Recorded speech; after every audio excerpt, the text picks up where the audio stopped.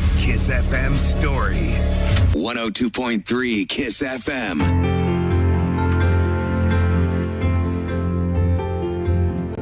Rwakayarara aho ngaho yari aho ku irimbi afite pasiporo ye mu gakapu, afite akantu k'agakapu gatoya afite aho ngaho karimo pasiporo, karimo amadolari menshi, karimo ibyangombwa bitandukanye, ari ku irimbi ari kurira yewe icyo gukora, yumvaga umugambi wawe urangije ariko nanone byamunaniye kugenda.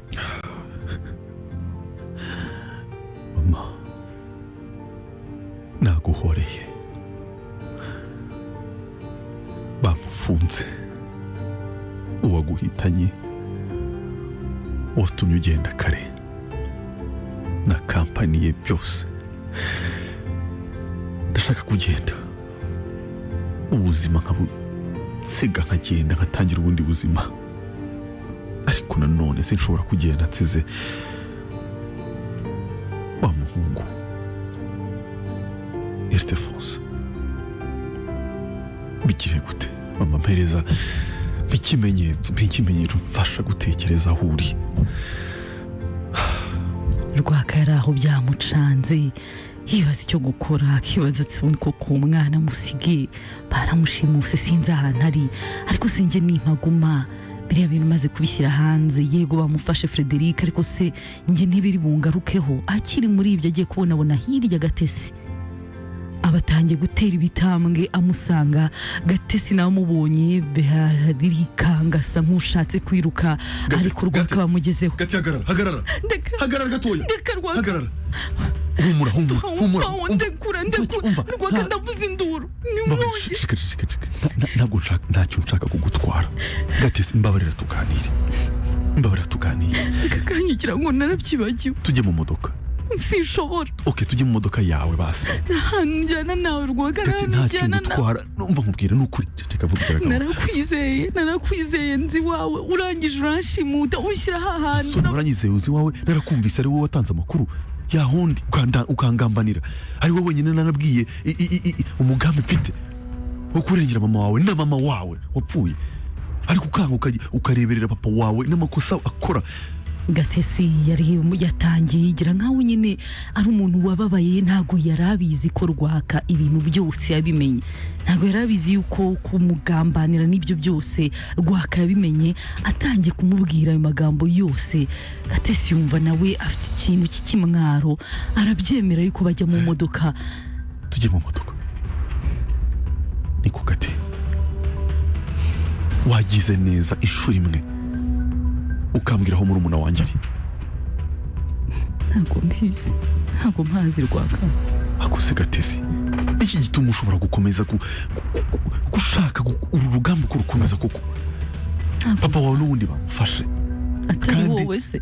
Atari njyewe se? Ni njyewe wamubwiye ngo uruganda rwe rugende hariya rujye rukandamiza abantu. Rwaka kuko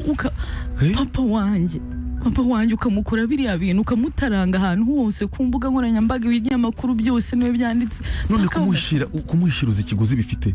Mama wawe ari hehe mbere yuko mama wawe ari?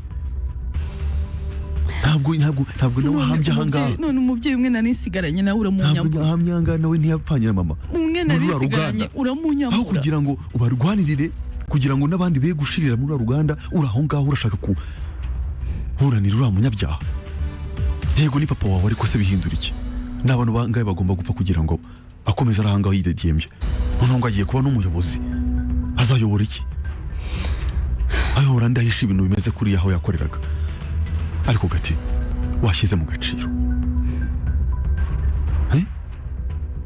Mbwira aho murumuna wanjye ari. Papa wawe yaragiye aramubika, kandi ndabizi ko uganira na papa wawe. Ndabizi. Rwaka n'ukuri sinkubeshya, sinzi ahantu ari. Aho Frederic yamushyize urahazi? Ntaho nzi, gusa nzi ko bamufashe, nari nzi ko ari nawe, ariko nza kumva ngo Gatesi ko twabaye inshuti, ko twakoranye, wambabariye ko n'ubundi Frederic bamufashe bamufunze, wambabariye ugatuma ibintu bihagararira ahangaha, ukampereza murumuna wanjye. Afungiye hehe mwamubitse? Rwaka ntaho nzi, kandi kukubwiza ukuri, ndabizi ntunyizera, ariko ndakubwiza ukuri. Gusa icyo nakora nakubariza. Ugiye kubaza ndetse? n'igihe nzabasha kuvugana na papa nzamubaza, ariko ntabwo nzi ahantu ari.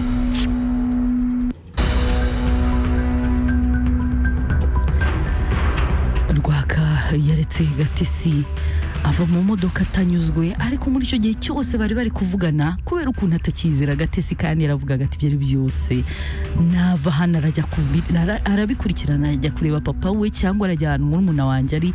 Hari akantu Rwaka yari afite gashobora gutuma ukurikirana ukareba aho uwo muntu cyangwa iyo modoka cyangwa ahantu gashyize aho kari, kwa kundi niba ari akantu wagateretse muri iyo modoka, aho imodoka igiye hose ukaba wowe aho wasigaye kuri mashine yawe ushobora kubibona aho imodoka yagiye.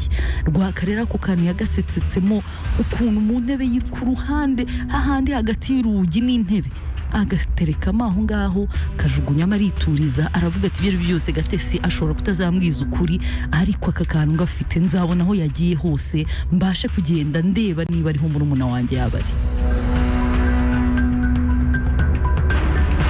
The Kiss FM story. 102.3 Kiss FM.